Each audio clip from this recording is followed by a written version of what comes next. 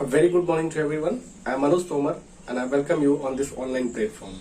Dear students, we are continuing the topic enemy, and in this topic we have seen that there was a war between America and Japan. One of American soldier was imprisoned and he was escaped from there. और उसके बाद की कहानी आप सब जानते हैं कि वो जो हमारे मेन कैरेक्टर हैं या जो प्रोटोगनिस्ट हैं शैडो और उनकी वाइफ है ना, तो उनके घर के आसपास वो आता है और as you know that shadow is very humble and generous person, और वो एक्चुअली डॉक्टर भी हैं और एक देशभक्त भी हैं। तो उनके अंदर बहुत सारी बातें आती हैं कि वो क्या करें, इस आदमी को जो कि एनिमी है उसको हैंडओवर कर दें आर्मी को, अपनी आर्मी को, या फिर उसका ऑपरेशन करें या उसकी केयर करें। फिर वो फाइनली डिसाइड करते हैं कि जो उनकी ड्यूटी है towards the profession of medical, तो वो ज्यादा इंपॉर्टेंट है। यानी कि आदमी अगर मर जाएगा, अगर उसको तुरंत उसका ऑपरेशन नहीं होगा, ट्रीटमेंट नहीं होगा, तो वो डिसाइड करते हैं कि इसको पहले ऑपरेट करते हैं और फिर इसके बाद हम लोग सोचेंगे कि क्या करना है। तो यहाँ पे देखिए है they decided that they should tell the servants also. अब वो डिसाइड करते हैं कि ये जो अमेरिकन सोल्जर है, इसको हमको, चूंकि ये इसको अपने घर ले आए हैं टॉम को, तो वो कहते हैं कि हम अपने जो हमारे सर्वेंट्स हैं उनसे भी ये चीजें शेयर हमें कर देना चाहिए। तो वो शेयर करते हैं। They would tell them that they intended to hand him over to the police, लेकिन वो लोग इसका विरोध करते हैं और कहते हैं कि नहीं, इसको चूंकि ये एनिमी हमारा है और इसको हैंडओवर कर देना चाहिए तुरंत, जो हमारी आर्मी है, फौज है, उसको हैंडओवर कर देना चाहिए, ये वो सजेस्ट करते हैं। The man had been starve for a long time and he has lied as a found.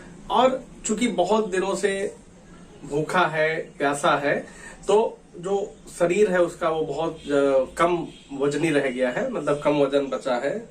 और they carried him to shadow's father bedroom as his father was no longer alive.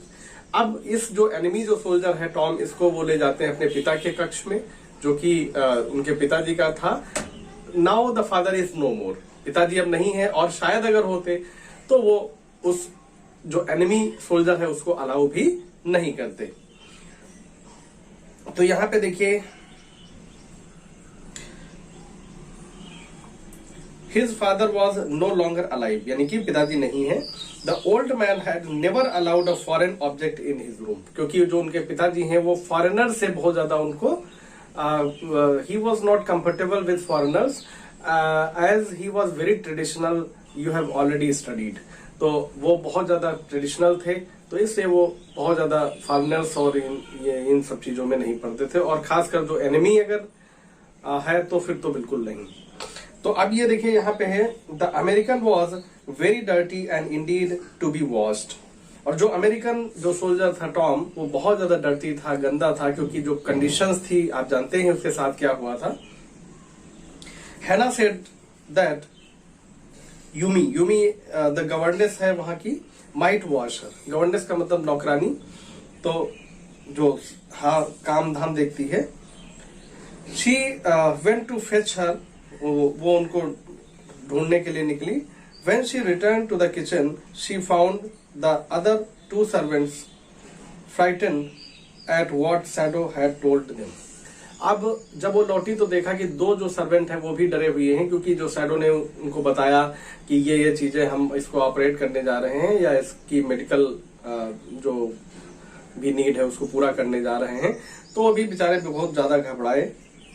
The servants tried to convince Shadow that he must hand over the enemy to the police.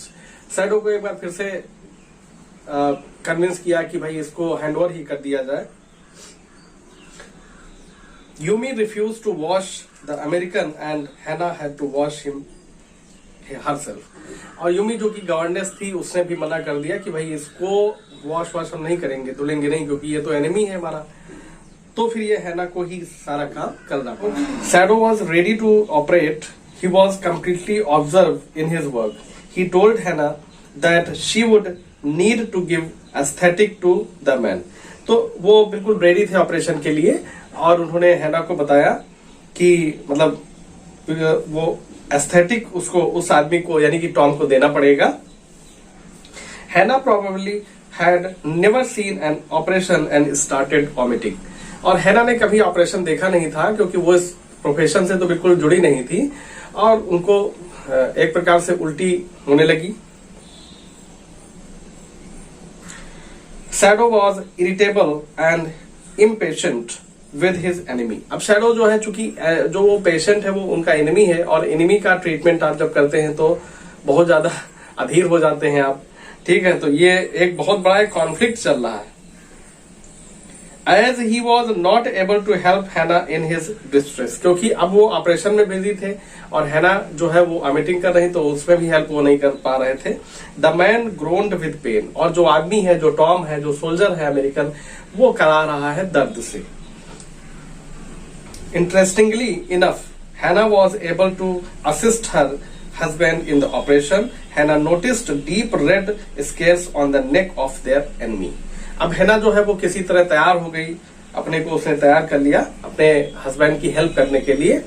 और सबसे बड़ी बात है कि उसने एक notice किया, उसने ध्यान दिया कि स्केयर्स यानी कि जो कुछ निशान है वो नेक पे, उनकी जो टॉम है उसकी नेक पे पड़े हैं। She wondered if the war torture stories she had heard were actually true. She recalled the general Takima was a ruthless man who did not even spare his wife. और चूंकि यहाँ पे कॉन्सेप्ट डेवलप हुआ कि जो सेना से जुड़े लोग होते हैं वो बहुत निर्दयी होते हैं, और इवन जो इनके जनरल हैं टाकिमा, उन्होंने अपनी वाइफ को भी नहीं छोड़ा और कहीं ना कहीं उनको भी परेशान किया या टॉर्चर किया। Shadow murmured while operating as was his habit. Shadow जो है वो मर्मर्ड यानी कि कुछ धीरे से बोल रहे थे, जो कि उनकी आदत थी। He called the enemy his friend, और उन्होंने जो अपने एनिमी को यानी कि टॉम को एक फ्रेंड के रूप में देखा।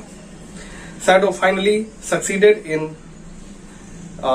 टेकिंग द बुलेट आउट, और फिर उन्होंने जो बुलेट जो टॉम के अंदर थी उसको निकाला बाहर, सफल हुए उसमें।